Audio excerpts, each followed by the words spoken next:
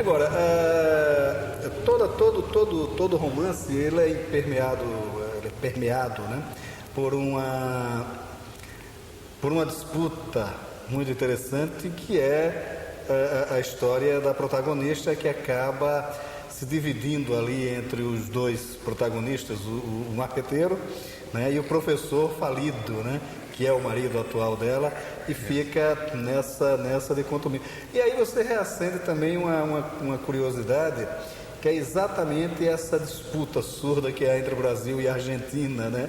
É meio que um jogo de futebol, né? Quer dizer, como é que se dá esse romance todo? Eu achei que isso era um pouco natural, e eu misturei um pouco de uma experiência pessoal minha. Eu perdi uma mulher para um argentino, né? E isso ficou engasgado comigo. Um dia, a gente sempre se vinga pelos romances, né? Então, vou me vingar na literatura. E criei essa situação e tal. Naturalmente não tem nada a ver, eu não tenho nada a ver com o Caio, e ele tem um pouco a ver com esse... Ele era trotskista também, como o personagem, esse é um trotskista. Eu dizia, todo trotskista acaba na direita, que era uma brincadeira que se fazia com a coisa política e tal. E tem essa coisa, eu morava no Rio Grande do Sul, tem muito argentino, tinha muito argentino exilado e tal. Ele se desculpou comigo por ela ter ido morar com ele. Disse, não, isso não era... No meio da guerra na Argentina, a gente não liga para isso. O que é uma mulher no meio da guerra? Eu digo, não, uma mulher pode ser tudo, meu amigo. É isso. Então, eu coloquei isso por razões pessoais, e também porque ela encerra também, né, a Bettina, ela encerra, digamos que tem sempre que se ter uma medida, né, ideal, assim, ela encerra o destino, o filho que ela vem a ter, não quero contar a história do livro, mas enfim, o filho que ela vem a ter pode ser, né, tanto de um guerrilheiro lá, quanto de outra coisa. Ela não sabe, o livro termina sem a gente saber de quem o filho, quem é o pai, né? E eu acho que também a gente não sabe muito bem quem são os pais da Revolução na América Latina, entende quais os caminhos e tal. Então ela representa esse elemento. Essa coisa assim meio difusa, né, de como se constrói os processos políticos. Agora, é interessante porque, voltando à questão atual mesmo, né, quer dizer, durante o processo e não é à toa que o livro se chama Cabeça de Hugo Chávez, né, que durante o processo de construção da suposta Revolução Bolivarista, né, há exatamente os mesmos métodos usados pelas mais tradicionais linhas políticas do continente, né? Quer dizer, sim, os métodos são os mesmos. Os métodos são os mesmos. O Chávez se comporta muito como um caudilho, né? Ele teve, embora um caudilho, acho que um caudilho até mais do bem. Eu não sou um bolivariano, um chaveirista, alguma coisa assim, né? Mas e nem conheço com os meus próprios olhos, entende? O que a gente tem do Chávez hoje é muito de mídia, então é meio suspeito, né, pra gente. Agora, este amigo meu que fez a campanha dele, que não é um sujeito de esquerda, veja bem, é um marqueteiro político. Geralmente esses caras não têm posicionamento político, né? Eles têm, né? Não, sabe, são pragmáticos. Eles são pragmáticos, exatamente. E ele me surpreendeu muito isso. Ele me disse, olha, Chávez se elegeu porque naquele país 1% da população tinha 80% do dinheiro do petróleo que entrava. Quer dizer, aquela era uma elite que segurava tudo, e o Chávez fez uma redistribuição. Ele até criticou o Chávez de hoje. Ele diz que o Chávez está indo e que vai perder essa eleição. Não sei, veremos, né? Essa próxima agora, né? Mas ele diz que o Chávez fez um belíssimo trabalho e que, se Chávez não fizesse, outros fariam, que tinham 4 revoluções, já tinha acontecido há pouco, né? Quer dizer, havia ali um gargalo enorme, né? Uma concentração de renda absurda, porque a Venezuela é um país rico, né? Com 8 milhões, acho que tinha de habitantes, era para eles estarem no mínimo numa condição razoável, né? Então, o Chávez deu um chute inicial para uma coisa que tinha que acontecer. Depois ele tem realmente, concordo com você, eu acho que ele ele é caudilho, né? Ele diz uma série de besteiras, que nessa agora que ele falou que havia um câncer controlado pelos americanos. Caiu de um ridículo total, né? Mas, enfim, ninguém é. Agora, do ponto de vista ficcional mesmo, né? Quer dizer, voltando à questão mais ficcional do livro. O livro ele acaba se construindo com capítulos muito curtos e muito dinâmicos, e ele tem um ritmo muito até de certa forma quase que cinematográfico, né? Mas é como a gente assiste a história hoje também, de maneira cinematográfica, de maneira muito, né? Quer dizer, como é que você chegou também ao ajuste desse ritmo do romance, da narrativa? Para ser bem sincero, eu não sei. não vou te dizer que eu não tenho a menor ideia, mas eu não sei, assim, não é uma coisa que eu fui fazendo aos poucos, como te digo, há 30 anos, né, que eu tenho, os meus outros livros já mostram isso. Eu trabalho muito assim com constituir um imenso painel, né, e eu trabalho muito com uma ideia de romance do Lukács. Lukács dizia que um romance não suporta uma sinopse. Se você conseguir escrever uma sinopse total sobre o romance, não é um bom livro. Quer dizer, tem que ser uma coisa tão grande, tão cheia de detalhes, então ela tem que estar tão entranhada. E eu trabalho muito isso, eu faço um imenso painel, até para que você possa olhar, né, para que você possa olhar, acho que o meu livro tem que ser olhado à distância, assim, né, para você enxergar o todo. Então eu trabalho muito assim, esses muitos elementos nos outros romances também, eu sempre fiz isso. Agora nesse eu cheguei aos extremos, assim, né? Busquei muito de você constituir um painel. Agora, não sei te dizer assim, como é que eu fiz isso. Não teve assim uma intenção muito objetiva, surgiu. Foi um processo criativo. O Luiz Costa Lima, né, que é um crítico muito considerado e tal, me deu a honra de fazer essa apresentação. E ele, por exemplo, me mostrou muitas coisas de mim mesmo, assim, de como eu fiz lendo, é que eu descobri. Fiquei muito feliz por isso.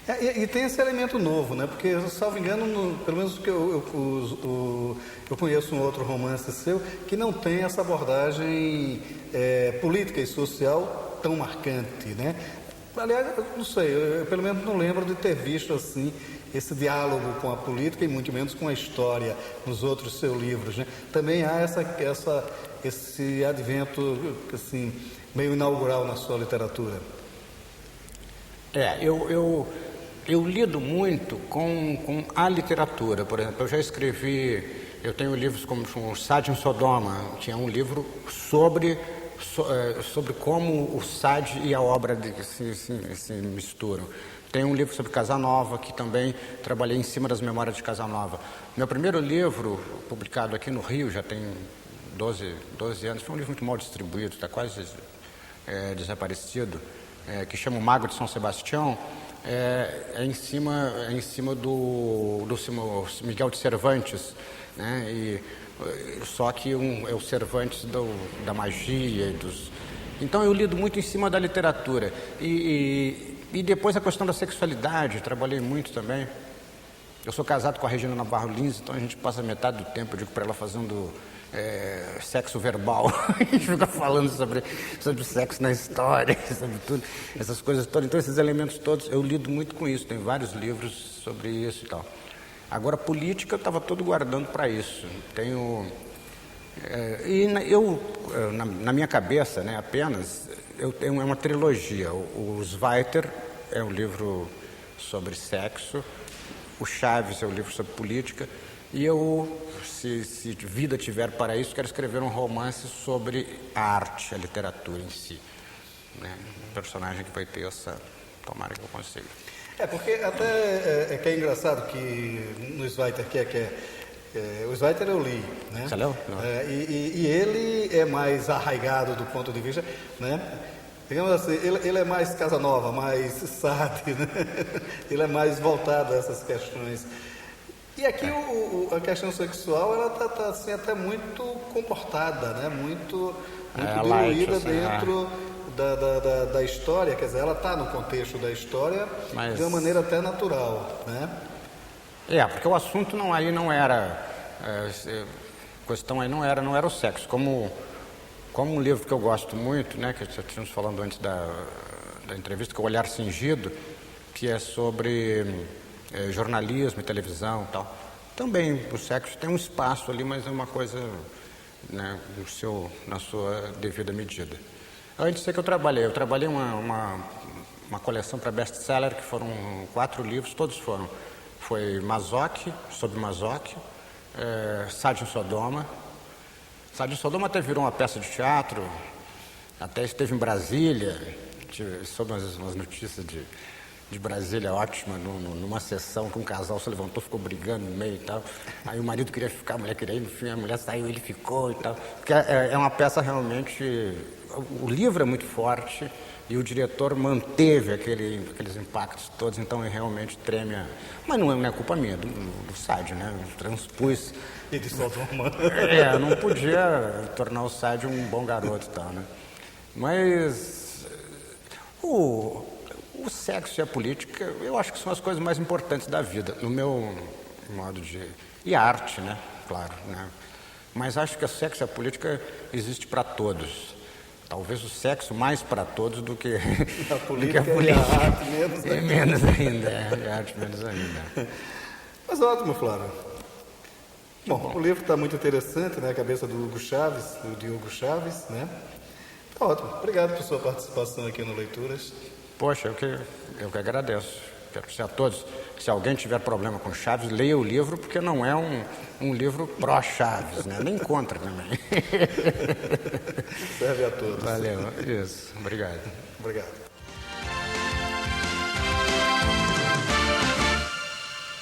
A pergunta enfrentada pelos escritores que apanham a história como base para sua criação é a mesma. Até onde deve prevalecer a verdade? E até onde deve a ficção interferir? No meio deste drama, a opção vai se construindo à medida que nascem as necessidades do texto ficcional. O importante, parece, é que o ritmo narrativo seja respeitado. O escritor Pedro Braga se lança ao desafio no romance A Cordilheira, lançado pela LGE, onde conta a desdita de Doroteia, uma mulher jovem e bonita, que vive um grande amor, mas envelhecida e meio louca, lança-se à incansável busca do homem que perdeu. O drama desta mulher começa ainda no Rio de Janeiro dos anos 50 e desencadeia-se pela Bolívia das décadas seguintes, onde, perseguido pelo poder político, Vitor desaparece. A peregrinação se mostra insana e inútil, como parecem ser todos os atos de resistência aos donatários da força institucional. Neste momento, o livro de Pedro Braga ganha sua dimensão ficcional ao aliar a narrativa às várias faces da história que se repete como espelho do terror, onde apenas o cidadão comum e impotente é vítima e mártir. Entre invenções e verdades, o romance histórico levanta fatos esquecidos pela narrativa oficial e assim está reescrevendo várias gestas, como aquelas vividas por negros e pardos. Seguindo esta jornada, o jornalista Oswaldo Faustino estreia como romancista com o livro A Legião Negra, lançado pela Selo Negro, onde conta a participação dos afrodescendentes na Revolução Constitucionalista de 1932 em São Paulo. O narrador é um velho centenário que, sentado em um banco de praça na Barra Funda, vai destrinchando suas memórias, que, claro, centra-se na sua passagem pela Revolução. Com forte sotaque jornalístico, Faustino faz uma narrativa do ponto de vista histórico bem linear, onde os dramas ficcionais são poucos. Mesmo assim, cria um enredo denso e envolvente, sobretudo porque sabe fugir de todas as armadilhas possíveis e, neste ponto, não fala em ódio ou reparação, mas em justiça e resgate. Um livro que se posiciona no limiar entre o ensinamento e o enleio. Um modo divertido e lúdico de aprender os descaminhos da história. A Cordilheira, de Pedro Braga, e A Legião Negra, de Oswaldo Faustino. O Leituras de hoje fica por aqui e você bem pode ficar na companhia de bons autores e bons livros. Até nosso próximo encontro.